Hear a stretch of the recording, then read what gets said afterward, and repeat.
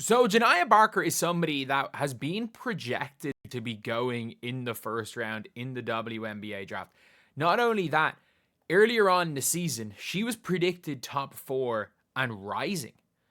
There was potential that Janiah Barker was going to be one of the top, like, genuine top players in this draft just because of she was one of those, like, potential players. She was playing at Texas A&M last year where she was exceptional. She was brilliant at Texas A&M.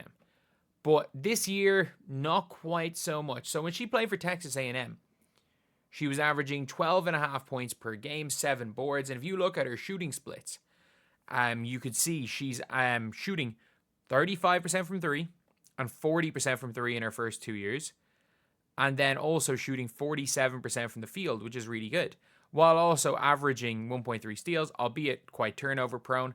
But all in all, Janiah Barker, especially with her frame, like, Janiah Barker is a legit 6'4". She is a legit 6'4", and that can't be taught. And in fairness to her, is an athlete and plays good defense. Like, I thought she was really good when UCLA beat South Carolina earlier in the year. And just as the season went on, she just didn't get better. Everyone thought, oh, she's having a slow start. She's going to get better. She just didn't get better. So, as you can see here,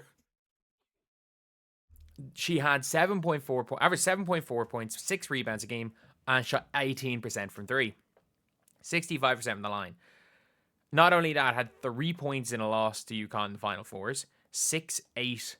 Like, the first round is the only time she had double digits in the NCAA tournament, and that was in a 40-point win. So with that, Janiah Barker, I still think would have gone in the first round. But the reason why she wasn't in my mock draft is that I was under the assumption that she was going to go back to college because it was after her junior year. She very much was saying that she wanted to stay in college, she wanted to leave college after junior season and go to W. But Janiah Barker has now entered the transfer portal, which is not a surprise if she's not going to the league. But from what we were looking at, even around Christmas, like, Janiah Barker, I just need to see, I want to just see, is there any, what's the highest I can find her in a mock draft? So I'm just going to look up her name, mock draft, and see if I can find something. So in ESPN's original mock draft in September, they had Janiah Barker going 8 to Indiana. By the way, she was mocked a lot to Indiana early. She was seen as, like, the ideal pick for Indiana, obviously, when they still had number 8. Janiah Barker to the Lynx in one of these mock drafts. But you will not find a mock draft from this year that had Janiah Barker outside the first round. And, like, I'm looking at this is a Hunter Cruz mock draft on the Next Hoops. And by the way, this is from October. October the 14th. So this is in and around, this is before the college season started. This is in and around the time of the WNBA finals. So this is his mock draft. Number 1, Paige Bueckers. Number 2, Janiah Barker. Number 2.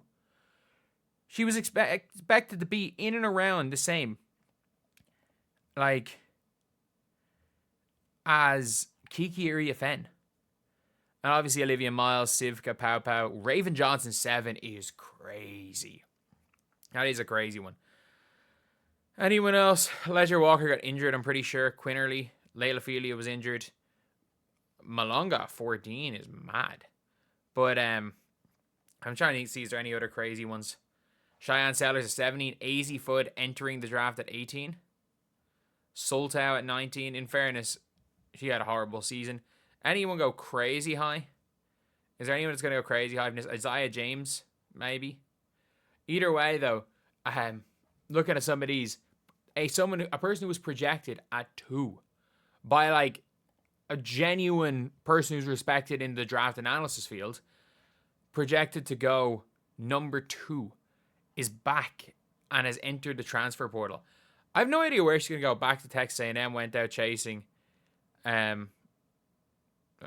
don't know what that means, nor am I going to read it, just in case it's something. But, like, I would be honest here. just UCLA was a disaster. Like, this is that she's pulled a Hailey Van Lith. Like, she pulled a Hailey Van Lith this year. And it's funny because I always said that Kiki Iriafen was going to pull a Hailey Van Lith. That it was Kiki Iriafen whose stock was going to take the biggest jump. Maybe it was Janiah Barker's, because I genuinely think if Janiah Barker,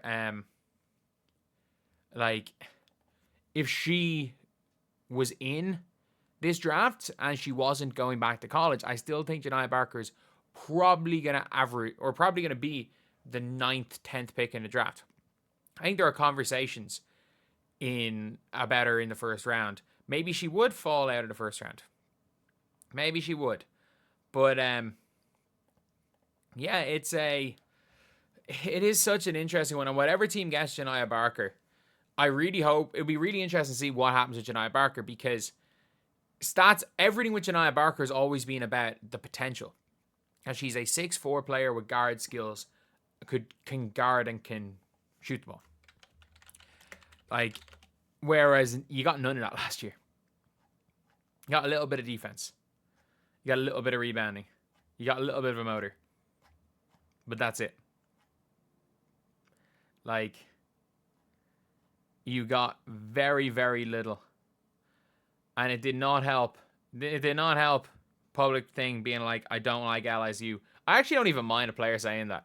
I actually like a player saying that. It'd be funny if she went to LSU. That would actually be funny.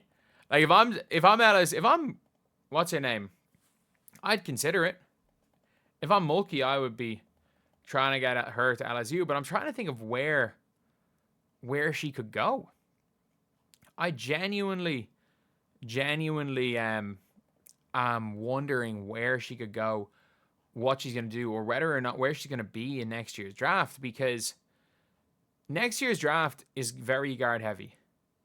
There is absolutely no player that's in any way comparable to her in that, like, size of a 4 but can play the 3 position. So if she can figure it out and can shoot the ball again, there is a legit possibility she goes 1 next year, or there's a possibility she goes out of the first round. And it's a real interesting thing to see, because she is, without question, absolutely without question, the highest upside player in next year's draft. It's just, is upside worth making this type of a long-term commitment to a rookie? Maybe, maybe not. So anyway, yeah, let me know what you guys think in the comment section below. Do you guys think that Janiah Barker is going to be a top-tier player? Do you guys think she's going to go number 1, number 2, number 3 next year? Or do you guys think, Janiah Barker, this was her chance, she blew it at UCLA, and she's going to struggle? I think she's pulled a Hailey Van Lith this year, where she just chose the wrong place to go. She was coming off the bench at UCLA. I think she should have chose somewhere to go that she would have started, had more reps, and maybe if she just hit a couple of jump shots. The good thing is that she is a true senior next year. She was looking to come out after her junior year. Doesn't have to do that now. And yeah, that is pretty much it, lads. Thank you guys for watching. Please like, comment, and subscribe.